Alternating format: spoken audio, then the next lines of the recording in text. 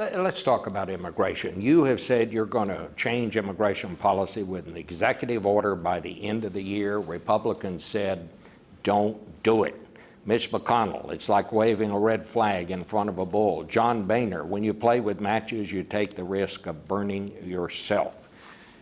Why not give them a chance to see what they can do on that and then take the executive order?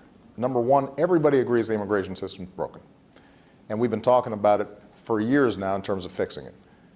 We need to be able to secure our border. We need to make a legal immigration system that is more efficient, and we need to make sure that the millions of people who are here, many who've been here for a decade or more, and have American kids, and for all practical purposes are part of our community, that they pay a fine, they pay any penalties, they learn English, they get to the back of the line, but they have a capacity to legalize themselves here, because we don't have the capacity to deport 11 million people. Everybody agrees on that. I presided over a process in which the Senate produced a bipartisan bill. I then said to John Boehner, John, let's get this passed through the House. For a year, I stood back and let him work on this. He decided not to call the Senate bill, and he couldn't produce his own bill. And I told him at the time, John, if you don't do it, I've got legal authority to make improvements on the system. I'd prefer and still prefer to see it done through Congress, but every day that I wait, we're misallocating resources, we're deporting people that shouldn't be deported, we're not deporting folks that are dangerous and need to be deported.